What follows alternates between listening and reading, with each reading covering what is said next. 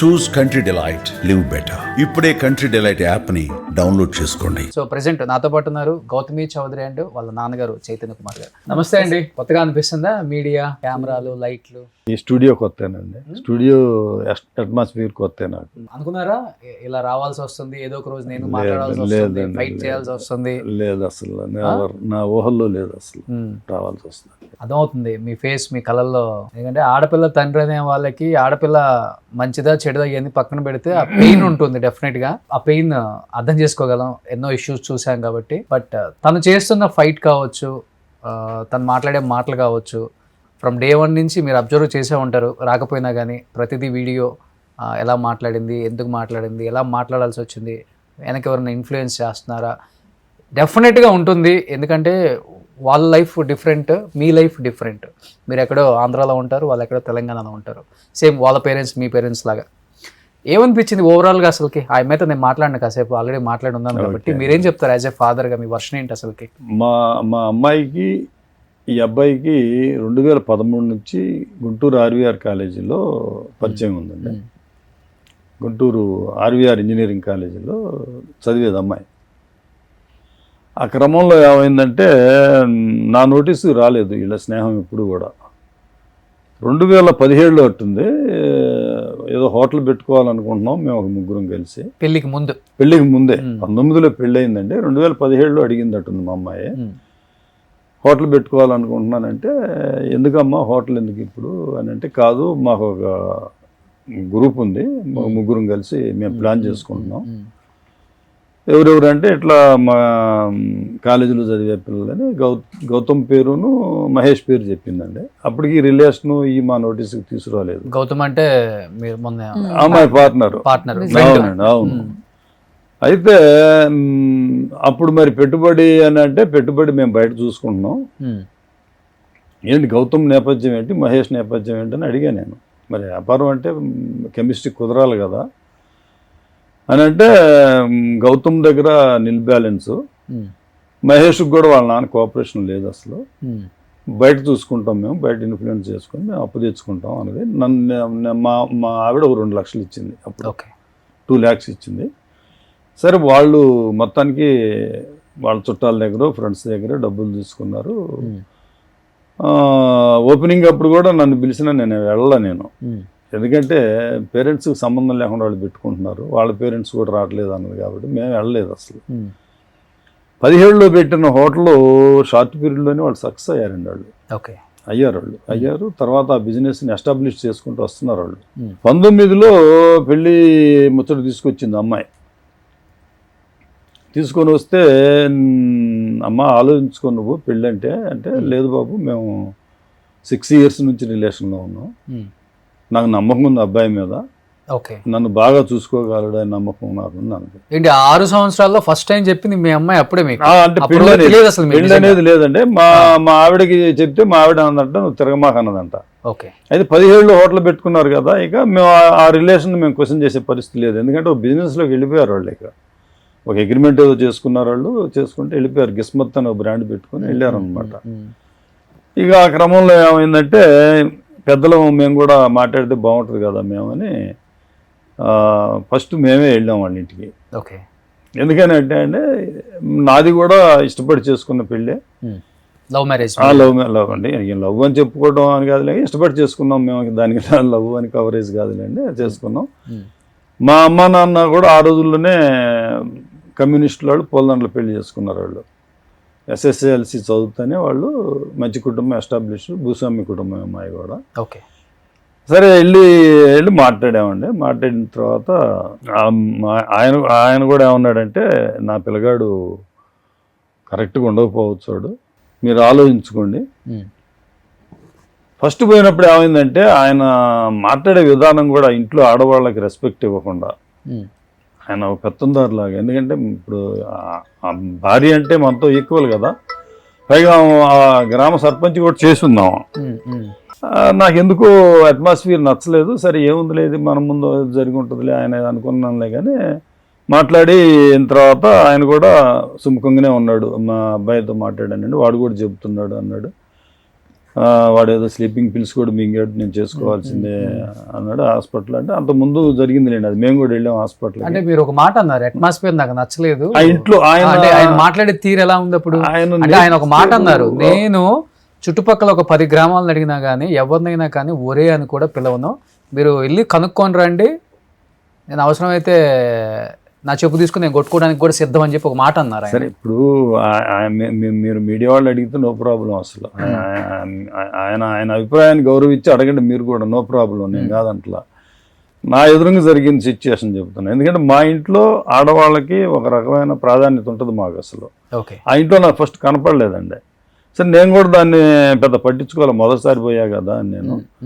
తర్వాత ఈ మాట్లాడే క్రమంలో 2-3 సార్లు పోవడం, వాళ్ళు మా ఇంటికి వచ్చారు, మేము వాళ్ళ ఇంటికి వెళ్ళాం. మాట్లాడుకునే క్రమంలో నాకు ఎందుకో నచ్చట్లేదులే, కానీ మహేష్ మీద మాత్రం నాకు మంచి అభిప్రాయం ఉండేదండి. మహేష్ మీద మాత్రం మంచి ఒపీనియన్ ఉండేది ఫస్ట్ నుంచి కూడా. ఓకే. అయితే ఈ పెళ్లి చేద్దాం, పెళ్లి ముచ్చట్లు మాట్లాడుకున్నాం. ఈ పెట్టిపోతలు ఇవన్నీ మీకు తెలియదే ఉంది, ఇవన్నీ బంగారం, ఇవన్నీ మామూలే అనుకోండి, అవన్నీ కాదు కావాల్సిందే. పెళ్ళి ఎక్కడ చేద్దాం అని అంటే నేను చేస్తానండి అన్నా నేను. సరే, ముందు నిశ్చితార్థం చేయండి అన్నాడు. మా నందిగామలోనే 30-40 లక్షలు ఖర్చు పెట్టి నేను కమ్మ కళ్యాణ మండపం అని నందిగామలోనే ఒక ప్రెస్టీజియస్ కళ్యాణ మండపంలో నేను నిశ్చితార్థం చేశాను. నేను చేసిన తర్వాత ఏమైందంటే, కానీ 200 మందికి కూడా భోజనం ఉన్నారు వాళ్ళు అని చెప్పి అన్నారు ఆయన. వీడియోలు ఉంటాయి కదా సార్. ఇప్పుడు అబద్ధం ఆడాలన్నా కూడా దానికి ఒక ఇది ఉండాలి. అసలు అబద్ధం ఆడొచ్చు, కానీ నేను నందిగామలో మొదటి నుంచి కూడా సోషలైజ్ అయ్యి ఉన్నానండి. నేను ఏ ఫంక్షన్ పెట్టినా కూడా 10-15 వేల మంది వస్తారు నాకు. అసలు కమ్యూనిస్ట్ బ్యాక్గ్రౌండ్ ఉంది. నేను 60-69 నుంచే ఏఐఎస్ఎఫ్లో తిరిగాను. నేను ఏఐఎస్ఎఫ్, ఏఐవైఎఫ్, సిపిఐలో తిరిగినోడు. నేను 95లో రమణ గారు వచ్చి నన్ను తెలుగుదేశంలోకి రమ్మంటే ఆయనతో జర్నీ చేశాను నేను. ఇక 95లో రమణ గారు వచ్చారు, రమణ గారితో జర్నీ చేశాను తెలుగుదేశం, ఆయనతో జర్నీ చేశాను ఎక్కువ కాలం. సరే, దాన్ని పక్కన పెడదాంలేండి. తర్వాత ఏమైందంటే, మళ్ళీ పెళ్ళి దాని గురించి వాళ్ళ ఇంటికి వెళ్ళినప్పుడు ఆయన మళ్ళీ అదే రకమైనటువంటి వెర్షన్, భార్యను అసలు మాట్లాడిట్లా, అసలు మాట్లాడిట్లా అని చాలా వల్గర్గా అసలు ఆమె నోరు తెరిస్తేనే చేస్తున్నాడు. నాకు ఎందుకో నచ్చలే అసలు. మళ్ళీ చెప్పి అమ్మాయికి, అప్పటికి 30-35 లక్షలు ఖర్చు పెట్టి నేను అందరినీ పిలిచి నిశ్చితార్థం చేసినోడిని, అమ్మా ఈ ఇల్లు కరెక్ట్ కాదనిపిస్తుంది నాకైతే ఇష్టం లేదు.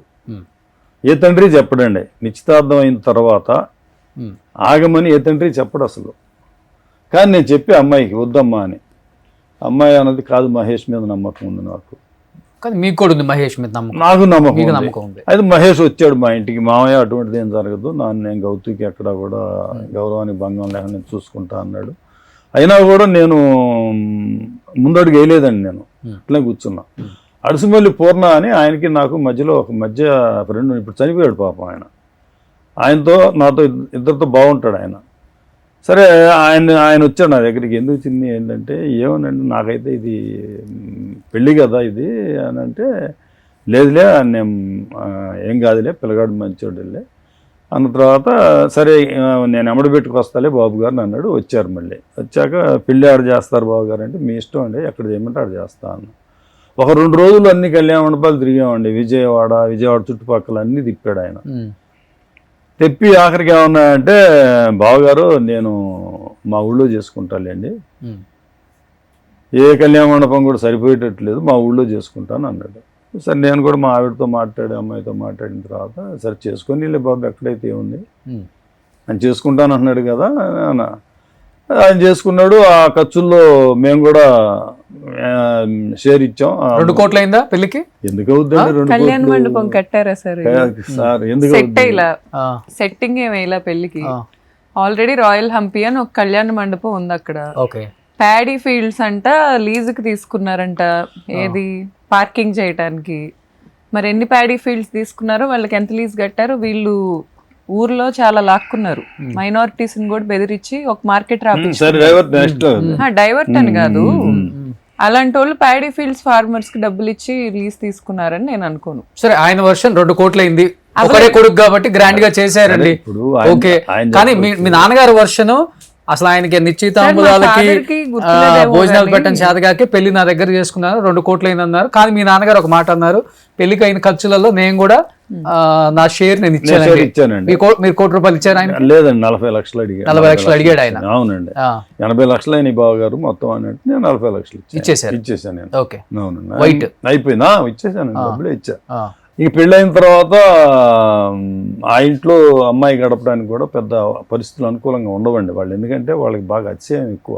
ఉమ్, అప్పటికి ఏంటంటే ఇంకా ఏదో కోట్లు తేవాలని, ఇంకా ఏదో డబ్బులు తేవాలని, ఉమ్, ఈ రకమైన మనస్తత్వంలోనే ఉండేవాడు ఆయన. ఇప్పుడు అవునా? ఎందుకంటే మనం ఆరోపణలు చేయకూడదు ఆయన మీద. ఉమ్, నన్ను ఎందుకంటే నా మీద చాలా వ్యక్తిగతంగా చాలా ఆక్వర్డ్గా ఆరోపణలు చేశాడు ఆయన. నేనేదో రౌడీ షీటర్నని, ఉమ్. నేనేదో శాండ్ మైనింగ్ చేస్తాను, మర్డర్ కేసు ఉంది. మర్డర్ కేసు ఉందని, ఆ, చంద్రబాబు మీద రాళ్ళు వేసానని ఆ, ఇవన్నీ చెప్తున్నాడు కదా. అసలు ఈయన భార్య 2013లో వైఎస్ఆర్ పార్టీ తరఫున సర్పంచ్గా గెలిచిందండి. 2013లో బావులపాడు సర్పంచ్గా వైఎస్ఆర్ పార్టీ తరఫున గెలిచిందాం. ఉమ్, ఆమె మీద టీడీపీ తరఫున వేగుంట ఉషారాణి అని ఆమె పోటీ చేసింది. ఓకే. ఆమె ఓడిపోయింది, ఈయన గెలిచాడు. అయితే 2014లో టీడీపీ గవర్నమెంట్ వచ్చింది, వంశీ గారు ఎమ్మెల్యే అయ్యాడు. ఈయన ఎమ్మటే ఏం చేశాడంటే, ఈయనకి పార్టీలు మార్చడం చాలా ఈజీ అసలు. ఉమ్, మేమేంటంటే ఓ సిద్ధాంతం కోసమో లేకపోతే ఒక పరిస్థితులకో పార్టీ మారుతాం మేము. ఆయన అట్లా కాదండి, ఆయన వ్యాపారాల కోసం పార్టీ మారుతాడు, ఒక ఊసరబొల్లిలాగా మారుతాడండి ఆయన. ఎమ్మటే వంశీ గారి దగ్గర చేరాడు. ఉమ్, వంశీ గారి దగ్గర చేరి ఇక బావులపాడులో అరాచకాలు చేశాడు. సరే, ఆ సబ్జెక్ట్లో నేను పోవట్లేదులేండి, ఎందుకంటే అది అవన్నీ ఆరోపణలు గన్నవరం నియోజకవర్గం. గన్నవరం నియోజకవర్గం. అవునండి.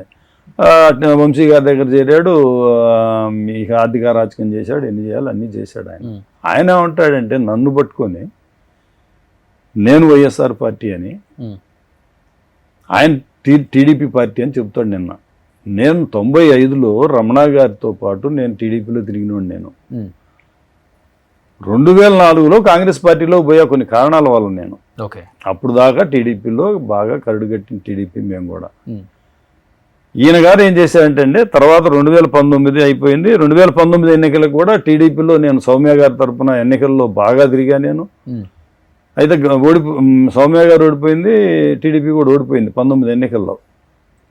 వార్డు కమిటీలు అన్నీ వేసిన దాకా నేనున్న ఇంట్లో టీడీపీలో కీలక పాత్ర పోషిస్తున్న ప్రతిపక్షంలో. ఉమ్, ఒకరోజు ఈయన గారు ఇంటికి వచ్చాడు. ఇక ఇంటికి వచ్చి, బావగారు మీరు వైఎస్ఆర్ పార్టీలో చేరాలి మీరు, ఎందుకంటే ఈయన సంత ఒకటి ఉందండి.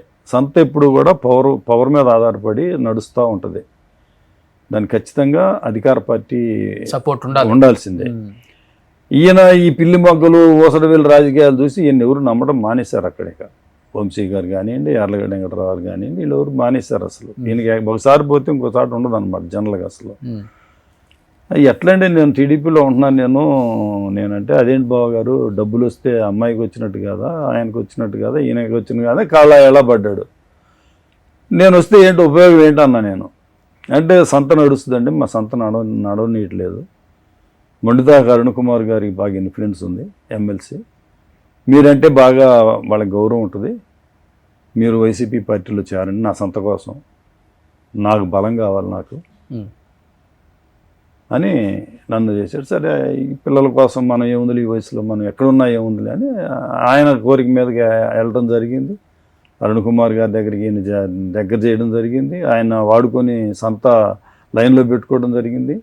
బ్రీఫ్గా చెప్పాలంటే, తర్వాత అంటే సజ్జల దగ్గర ఫోటో ఒకటి ఉంది ఆయనది, ఏదో నా కోసం వచ్చా అని చెప్తున్నాడు ఆయన. నిన్న మీడియాలో ఏం చెప్తున్నాడంటే, సజ్జల కోసం అంట, సజ్జల రామకృష్ణారెడ్డి దగ్గర నా కోసం పోయానని ఆయన చెప్తున్నాడు. అసలు ఎందుకు వెళ్ళామంటే అండి, ఇక్కడ హనుమాన్ జంక్షన్లోనే నాకు 2 పేర్లు చెప్పాడు. అప్పుడు నల్ల మధు గారు అనేది పేర్లు ఒకవేళ పొరపాటు ఉంటే వాళ్ళు క్షమించాలి వినేవాళ్ళు. నల్ల మధు, గుత్తా వేణు అనేవాళ్ళు ఇబ్బంది పెడుతున్నారు, నా ప్రాపర్టీస్ వాళ్ళకి రిజిస్టర్ చేశాను నేను, వాళ్ళు రిలీజ్ చేయట్లేదు అని సజ్జల గారితో మాట్లాడడానికి వెళ్ళాడు ఆయన. ఆ వెళ్ళిన క్రమంలో నేను కూడా ఉన్నా. అప్పటికే సజ్జల గారి దగ్గర ఈయన ఇక రాకపోకలు కానివ్వండి చక్క పెట్టుకుంటున్నాడు బాగానే. ఆ ఫోటోలో ఏం చెప్తాడంటే మా నందిగామ క్లబ్లో ప్యాకాట్ రైడ్ జరిగితే ఆ సిఐని ట్రాన్స్ఫర్ చేయించడానికి పోయామని చెప్తాడు నిన్న ఆయన. అసలు ఏది ఒకటి జరిగితే ఒకటి చెప్తాడు ఆయన. అసలు జరిగేది ఒకటి అని చెప్పేది ఒకటి.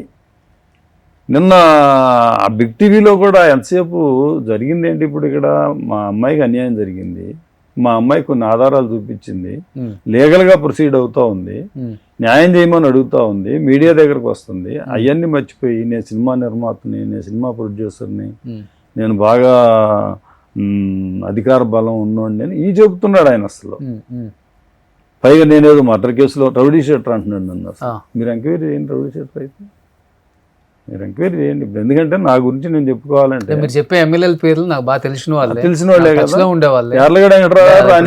లైన్ లో కాల్ తీసుకోవడం పెద్ద విషయం కాదు, కానీ అది గొప్ప కాదు. కానీ గొప్పగా అది అంటే ఏదైనా కానీ కళ్ళ ముందు జరిగేది ఒకటి, జనానికి తెలిసేది ఒకటి. నేను అనేది ఏంటంటే నువ్వు ఎదుటి క్యారెక్టర్ని డిఫేమ్ చేయమాక.